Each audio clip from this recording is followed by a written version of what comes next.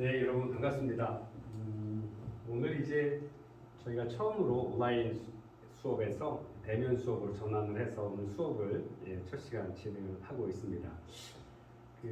저희가 이제 여러분들이 전공심화 과정이시고 이제 또 2학년 전공심화 과정 2학년이시기 때문에 이제 졸업을 앞두고 계신 시점입니다. 그래서 저희가 이제 이번 학기에 프로포자 실무에 대한 것도 개설을 하게 됐던 이유가 수업 시간에도 여러 번 말씀을 드렸습니다만 이제 현장에 나가셔서 졸업을 하시고 현장에 가시게 되면 대부분의 이제 기관에서 이제 OJT를 하고 기관에 익숙해지도록 뭐 한 일정 기간 연수도 받으시고 뭐 여러 가지 사업들을 진행을 해 나가겠지만 그 과정에서 이제 제일 이제 궁금해하시는 것들이 이제 제안서를 작성을 할 줄 아느냐. 그다음에 이제 그런 제안서 작성의 경험과 또 제안서의 의미, 그다음에 실제로 우리가 생각하고 있는 또는 몸담고 있는 기관에서 관심을 가지고 있는 분야에 대해서 어떤 제안을 통해서 주변에 다른 어떤 재원들을 모아온다거나 아니면 다른 어떤 분위기들을 아니면 다른 사업 내용들을 문제점들을 파악을 해서 만들어낼 줄 아느냐 하는 기획력을 좀 많이 요구를 하고 있습니다. 그래서 저희가 졸업생분들이 근무하고 계시는 기관이나 아니면 또 다른 어떤 공공기관에 많이 찾아뵈었을 때 학교에서 좀 그런 부분들에 대해서 좀 미리 훈련되고 좀 이해의 폭을 좀 넓혀서 학생들이 졸업을 했으면 좋겠다라는 그런 어떤 기관들의 아니면 선배 사회복지사 선생님들의 요청사항들을 좀 많이 듣고 있는 상황이었습니다. 그래서 고민을 해서 좀 만들었었던 거고요. 그리고 저도 선생님들과 이 과목을 맡게 되었을 때 많은 고민을 했었습니다. 그래서 되도록이면 실제 사례들을 좀 많이 접해볼 수 있도록 하고, 그 다음에 실제 요즘 많이 현장에서 이루어지고 있는 사회복지 공동모금회나 아니면 공공기관에 저희가 이제 천안에 있으니까요.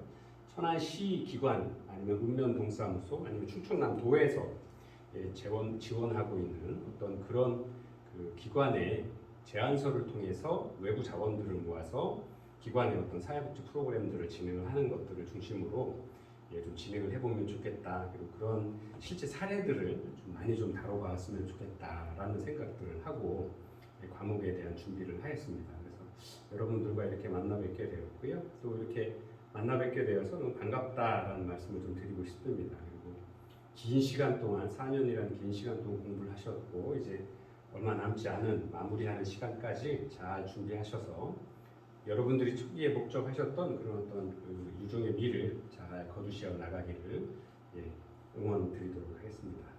자, 오늘은 저희가 그동안 공부해왔던 것들 과목 중에서도 제 9단계 예산 수립에 관한 부분들입니다. 아마 오늘 이제 예산 수립의 과정을 마무리하게 되면 이제 여러분들이 실제로 이제 제안서를 작성했던 실제 사례들에 대해서 이제 보시게 될 거고요. 그 사례들을 보시게 되면 이제 실제 우수한 사례들을 해보게 됨으로써 간접 경험을 통해서 여러분들이 이제 실제로 제안서를 작성하거나 제안서에 들어갈 프로그램들을 기획하는 능력들을 좀 더 키워나가실 수 있지 않을까 생각을 합니다. 그리고 여러분들한테 조를 만들어서 발표 수업을 좀 하자라고 말씀을 드렸던 것도 그런 경험들을 실제 좀 해보셨으면, 그리고 저는 이제 충청남도나 아니면 천안시의 어떤 사회복지 관련해서 위원들을 좀 하고 있는데요. 실제 많은 제안서를 보여주시거나 아니면 공공기관에서의 어떤 기금을 평가할 때 가서 보면 이제 많은 분들이 오셔서 제안서 내시고 또 사업 설명회도 하시고 그런 자리들을 많이 담당하시는 분들이 와서 하시게 되죠. 물론 기관장이 오시는 경우도 있습니다만 실제로는 제안서를 작성하시고 노력을 하셨던 많은 분들이 오셔서 평가위원들 앞에서 제안서 설명들을 하고 또 평가위원들은 질문을 하고, 그래서 그런 프로그램들이 어떻게 작성하게 되었고 실제 실현 가능성이 있는지 또 얼마나 구체적인지에 대해서 의견들을 좀 나누는 시간들을 많이 갖게 됩니다. 그래서 그런 어떤 발표를 해보는 것들, 그다음에 제안을 하면서 작성해보는 어떤 훈련들, 이런 것들을 통해서 여러분들에게도 의미 있는 시간이 되셨으면 좋겠다는 생각으로 그렇게 진행을 했습니다. 그래서 어려우셨겠지만 좀 이렇게 잘 함께 해주셔서 너무 감사하다라는 말씀도 이 자리를 들어서 말씀을 드리도록 하겠습니다. 자, 오늘은 예산 수립에 관한 부분인데요. 그동안 저희가 단계별로 공부를 하셨던 것도 한번 쭉 보시면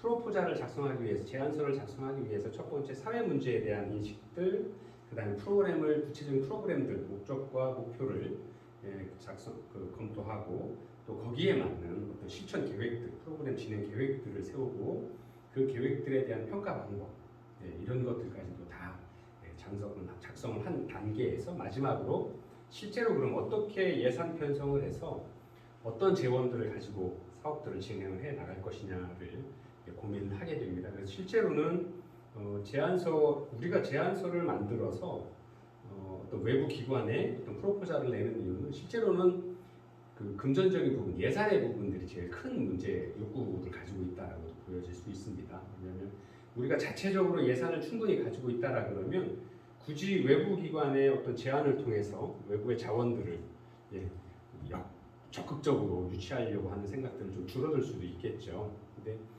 그런 부분들을 포함을 하더라도 실제로 이제 외부의 실제 사회복지 현장에서 어떤 프로그램들을 가지고 진행하는 데 들어가는 많은 예산들이 실제로 이제 저희 기관 운영비에서는 많이 부족한 경우들이 많이 있습니다. 왜냐하면 우리가 그동안 계속 공부해 오셨던 것처럼 사회복지 기관이라고 하는 것이 사회적인 조세로 운영이 보조금이죠. 보조금이 다 조세로 이루어지기 때문에 조세로 운영되는 부분에 있어서 책임성, 책무성, 그다음에 재정회계의 투명성, 그다음에 윤리성 이런 것들 때문에 굉장히 이제 어떤 사용 목적이 딱 정해져 있고 그 정해진 목적 안에서 아니면 법적 테두리 안에서만 사용을 하기 때문에 기관에서 관심이 있는 분야 아니면 새로운 변화되는 사회에서 새롭게 발생되고 있는 어떤 문제에 대해서 관심을 가지고 그 문제를 해결하기 위한 어떤 노력들을 하기 위한 모델링 사업을 하기 위한 아니면 파이로트 사업을 하기 위한 어떤 여러 가지 부분에 있어서 들어가는 재원에 대해서는 지원이 되지 않기 때문에 그렇거든요.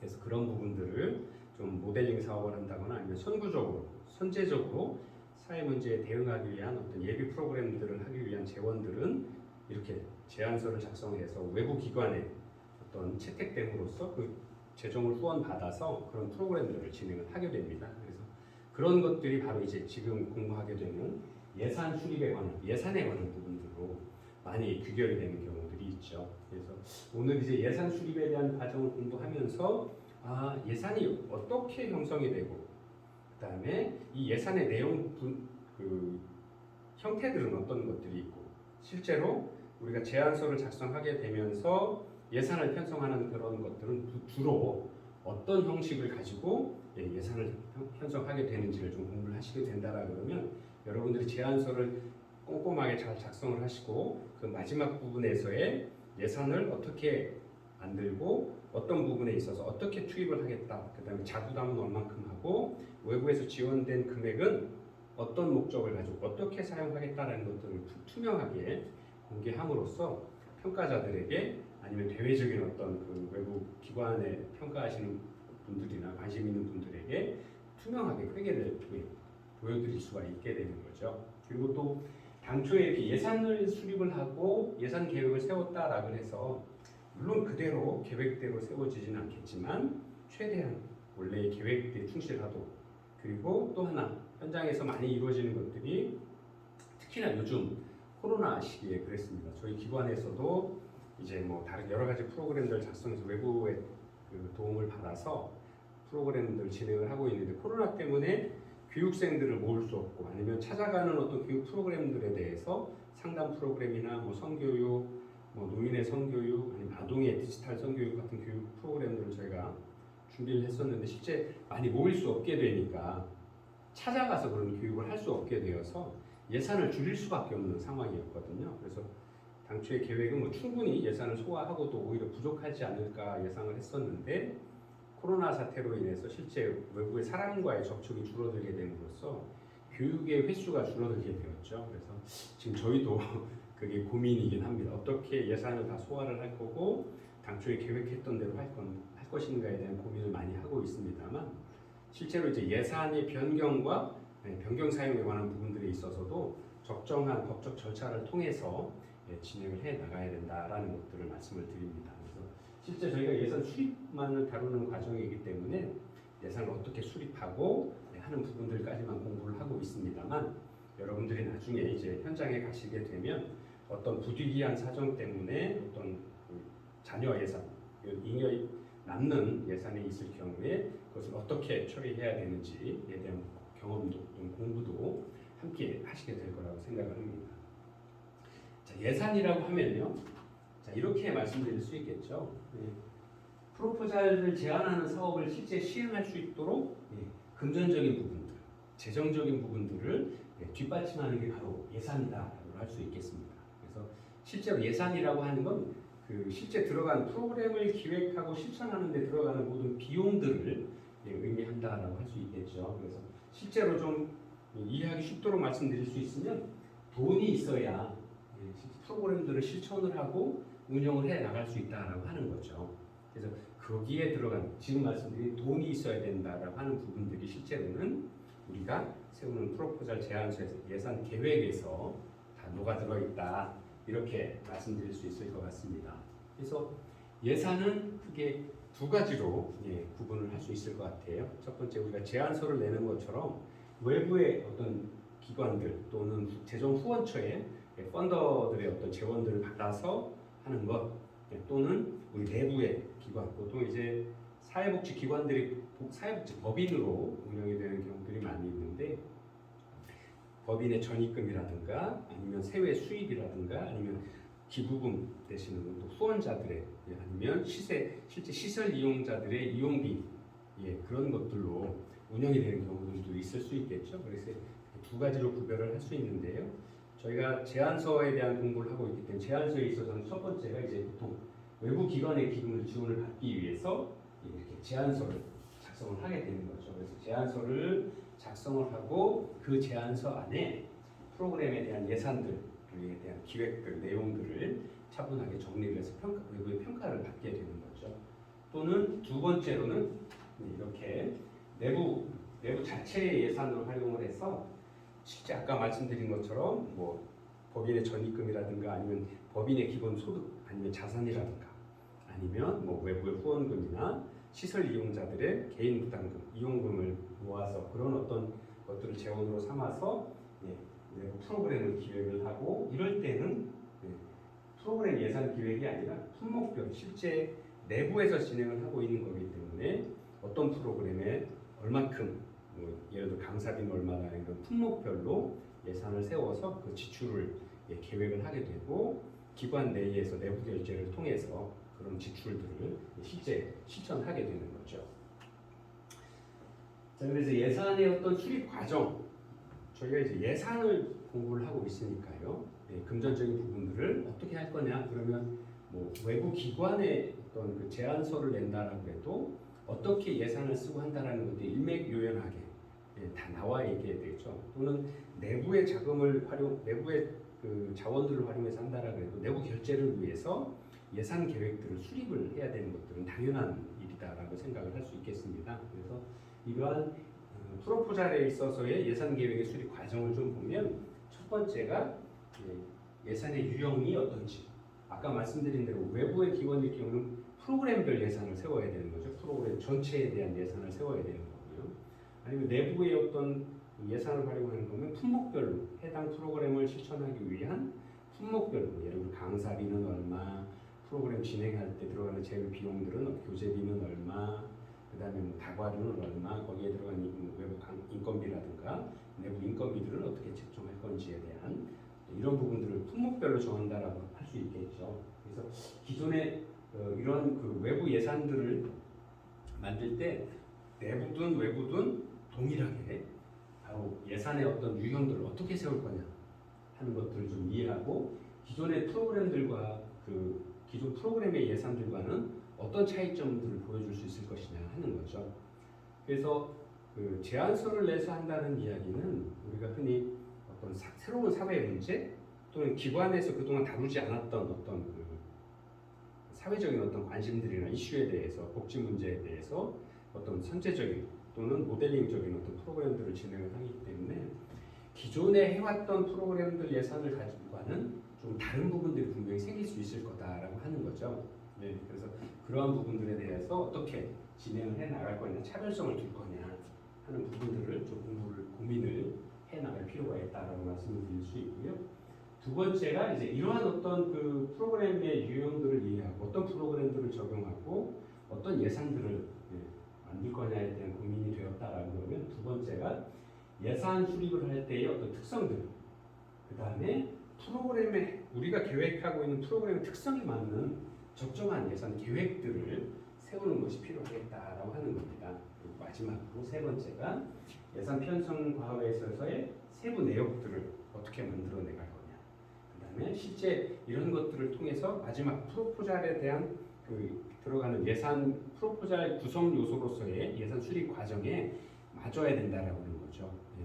그래서 예를 들어서 뭐 우리가 제안서는 뭐 노인의 어떤 그 새로운 여기도 나와 있습니다. 웨어러블 어떤 프로그램들을 활용하는 부분들을 어떤 계획을 세웠다라고 하는데 실제 예산은 뭐 웨어러블에 관한 게 아니라 뭐 아니면 디지털 소프트웨어에 관한 부분들 뭐 치중되어 있다라거나 하면 어떤 전체적인 맥락과의 어떤 일맥상통하는 부분이 줄어들 수밖에 없게 되는 거죠. 그래서 되도록이면 프로그램의 실제 전체적인 어떤 내용에 맞는 그거를 보충하고 뒷받침할 수 있는 예산 계획들을 내용들로 구성할 수 있어야 되겠다 하는 부분들을 이런 순서로 작성이 되어야 되겠다는 말씀을 드릴 수 있고요.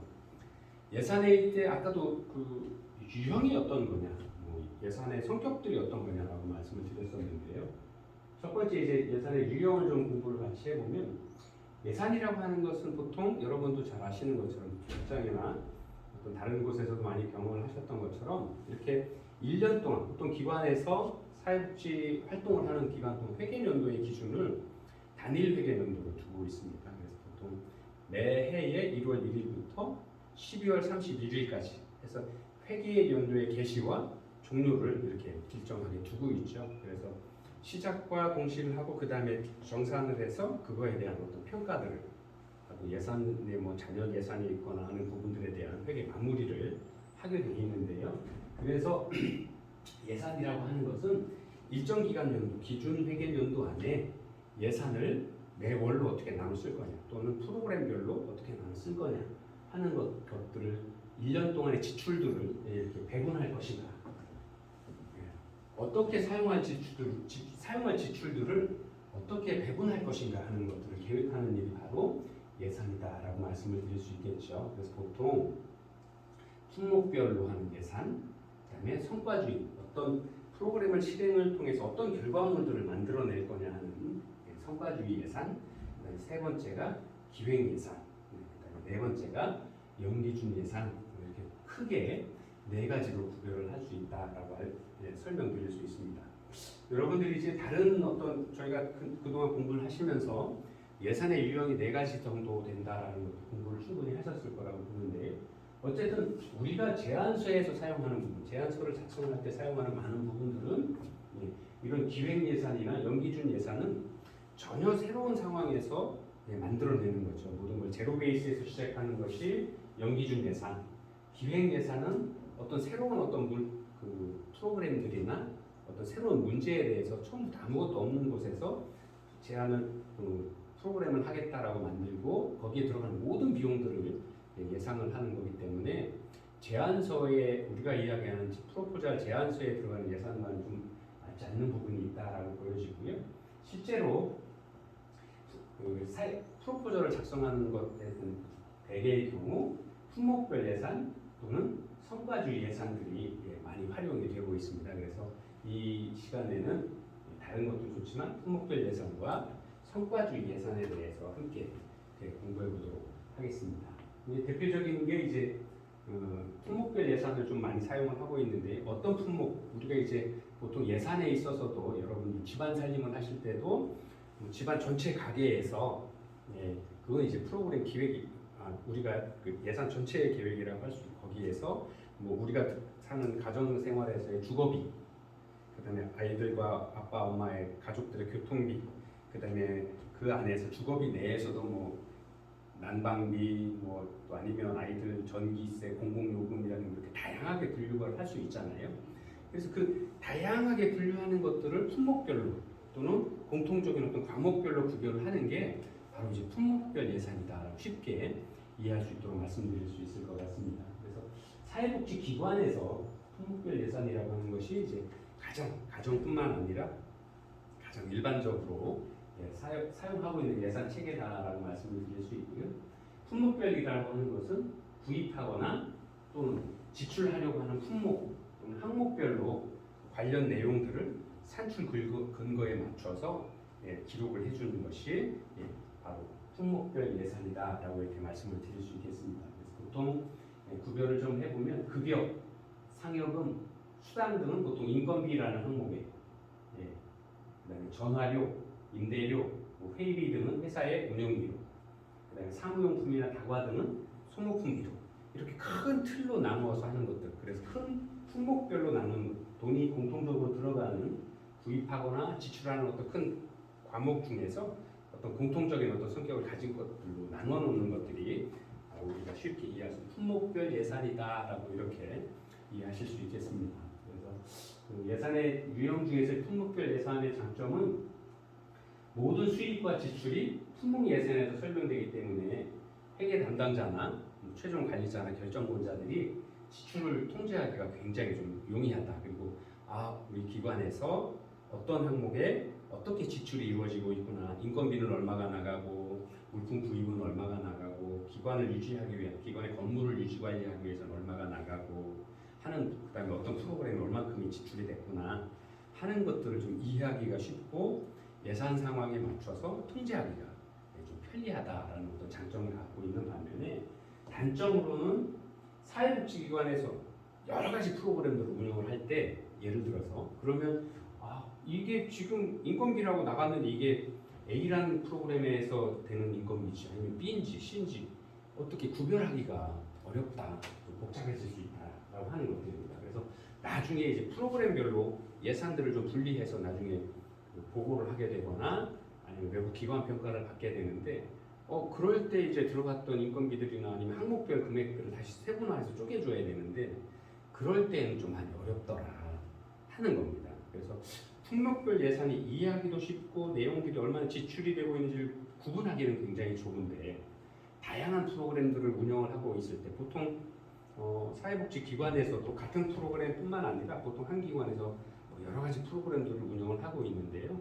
그 다양한 프로그램들이 그렇다고 해서 매달 담당자는 있다고 해도 동시에 여러 가지 일들을 하는 경우들이 많기 때문에 해당 프로그램별로 예산이 지출되는 내용들을 좀 구별해 나가는 것은 좀 어려움이 있다.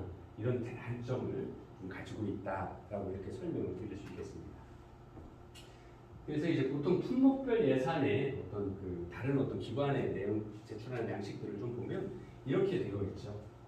크게 목을 또 세 목으로 나누고요. 그다음에 그거에 대해서 이제 산출 근거들을 제출을 하게 되죠. 그래서 목에는 뭐 인건비, 사업비, 관리 운영비 이렇게 보통 구별하고 필요하면 더 잡비라든가 아니면 여러 가지도 넣을 수 있겠죠. 그래서 그 안에 이제 여러 가지를 넣게 되는데 보통 이렇게 한 3가지 정도 제한서에는 기록을 하도록 되어 있습니다. 그래서 여러분들 보시는 것처럼 인건비에도 강사비도 있을 수 있고요. 그다음에 우리 직원들이 만약에 운영을 하게 되면 그 직원에게 들어가는 어떤 부대의 비용도 있을 수 있겠죠. 그런 것들.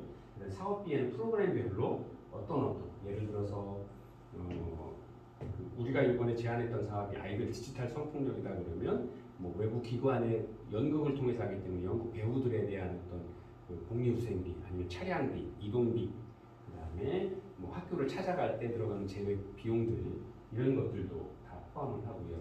관리 운영비에는 또 다른 기관의 어떤 운영비도 연습하는 동안에 대관을 해야 된다라고 그러면 대관비라든가 어떤 음향, 악기 이런 것들 해야 된다라고 그러면 프로그램을 관리 운영하기 위한 대관 비용들이 들어가게 되죠. 그래서 그런 것들을 이렇게 큰 항목별로 나누어서 그다음에 이 큰 항목별을 또 다시 세분할 필요가 있다면 세분해서 그런 것들을 좀 구별을 해서 작성을 하고 산출 근거를 다 표시를 해주죠.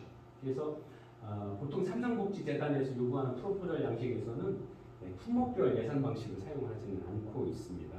왜냐하면 아까 말씀드린 어떤 단점들 때문에 프로그램별로 실제 들어간 비용들을 좀 구별을 해서 비용 대비 산출 효과라든가 뭐 이런 것들을 좀 따져볼 필요가 있는데 그런 것이 좀 어렵기 때문에 삼성복지재단에서 하는 부분들에서는 없는데요. 사회복지 공동모금의 프로포절 양식에는 이렇게 보여드리는 표처럼 항목을 적혀되어 있는데 그렇다고 해서 이 방식이 꼭 품목별 예산은 아니다라고 이렇게 좀 고정된 생각을 가질 필요는 없다라고 말씀을 드릴 수 있겠습니다. 그래서 실제로 현장에서는 실제 사용되는 부분들에 대한 것들을 좀 알려줄 수 있도록 하고 거기에 나오는 산출 근거들, 인건비에 대한 근거, 그다음에 여러분들 잘 아시는 것처럼 뭐 강사비는 뭐 박사급은 얼마, 석사급은 얼마, 학사급은 얼마, 아니면 또는 현장에서 경력이 얼마 되느냐에 따라 강사비도 얼마 이상 책정하지 못하도록 강사에 대한 어떤 강사비의 기준도 좀 자체적으로 가지고 있거나 아니면 어떤 통상적인 어떤 개념의 기준들을 좀 가지고 있어야 되고 그거 넘으면 안 되고요. 그다음에 뭐 한 끼 식사는 얼마, 보통 이제 프로포절에 들어가는 비용들이 10,000원을 안 넘죠. 왜냐하면 그거보다 넘어가게 되면 어떤 그 프로그램 운영에 대한 전체적인 비용들에 관한 문제들, 또 사회 통념상 들어가는 비용들을 넘어가는 경우들이 있기 때문에 그런 것들을 이런 산출 근거에서 좀 잘 기록을 해서 상세하게 기록을 해서 실제 비용들이 얼마가 들어갑니다라는 것들을 이런 표를 통해서 하고 있죠. 그래서 이런 것들이 이제 구별을 하면 품목별로 나눠놓으니까 품목별 예산으로 보일 수도 있습니다만 실제 나머지 뒤에 어떤 사항들까지도 다 보면 이것이 꼭 품목별 예산이다, 전형적인 양식이다라고 설명드리기는 좀 어려운 부분이 있다라는 이야기입니다. 자, 두 번째가 이제 성과주의 예산인데요. 성과주의 예산은 보통 기능주의 예산이다. 그다음에 우리가 성과라고 하는 것은 프로그램들을 실천을 해서 나오는 결과물이잖아요. 그런 것들이기 때문에 실제 기능에 따른 부분들이기 때문에 기능별 분류에 속하기 때문에 기능별 기능주의 예산이다라고 이야기를 하고 있습니다. 그래서 아까 품목별 예산은 예산에 들어가는 어떤 지출되는 내용들에 따라서 구별을 하는 건데요. 사회복지 기관에서는 활동들을 기능별로 나누는 거죠. 품목별로 나누는 것이 아니라 기능별로 예를 들어서 뭐 노인복지에 관련된 사회복지, 그다음에 영유아에 관한 부분, 그다음에 뭐 아이들 뭐 생활에 관한 부분, 아니면 학습에 관한 부분 이렇게 기능별로 나누어서 원가와 업무량을 계산해서 예산을 편성하는 것이 바로 이제 성과주의 예산의 특징이다라고 말씀을 드릴 수 있습니다. 그래서 성과주의 예산은 일반적인 행정 비용을 제외하고 그건 어디나 다 들어가는 거기 때문에요. 프로그램에 소요되는 예산만을 분리해서 기록을 하기 때문에 오히려 이제 기관의 사업이나 활동들을 활동 중심으로 기관의 사업 중심으로 하기 때문에 그런 부분들을 이해하는 데 굉장히 도움이 되는 예산이다라고 할 수 있습니다. 근데 문제는 실제로 그것들을 기능별로 나누어서 계산을 하는 게 좀 어려울 수 있다라는 거죠. 아까 품목주의 예산에서는 품목별로 나가는 거기 때문에 전체 금액이 지출에 대한 내용들을 쉽게 파악할 수 있고 통제가 쉬울 수 있지만 실제 그것이 얼마나 어떻게 어떤 프로그램별로 기능별로 나눠지는지에 대한 구별이 어렵다. 그게 단점이다라고 말씀을 드렸는데요. 거꾸로 이런 그 성과주의 예산은 오히려 이제 그 프로그램별로 나가는 거는 이해는 할 수 있지만 그것이 실제로 기관의 어떤 다른 전체적인 어떤 비용에 있어 품목별로 어떻게 나가는지에 대한 세분화하는 것들은 어려울 수 있다. 그래서 그런 장단점들이 있다라고 이렇게 말씀드릴 수 있습니다. 그래서 왜 그러냐면 단위 원가나 업무 측정의 단위를 설정한다거나 활동량 등을 좀 과학적이고 구체적으로 좀 표현하는 게 어려움이 있다라는 거죠. 그래서 예를 들어서 보면 뭐 상담 활동의 단위 활동이 1인당 1시간에 10,000원. 근데 실제 이게 10,000원이 적정한지에 대해서는 기관마다 담당자마다 성격이 다를 수 있죠. 그다음에 업무량 30명 대상 1인당 2시간씩. 그래서 이렇게 계산을 하는 것들이 이제 성과주의 예산의 표이긴 합니다만 실제로 이런 단위 시간당의 단가는 얼마인지 이 2시간이라고 하는데 정말 30명에 대해서 2시간 하는 게 1인당 2시간 하는 게 적정한지 이런 것들에 대한 어떤 구별들이 좀 그 기관마다 또는 담당자마다 아니면 평가자마다 기준들이 다를 수 있기 때문에 어떤 그런 것들을 좀 획일적으로 구별하는 것들은 좀 어려움이 있다. 이런 어떤 특징들을 가지고 있다라고 이렇게 말씀드릴 수 있겠습니다.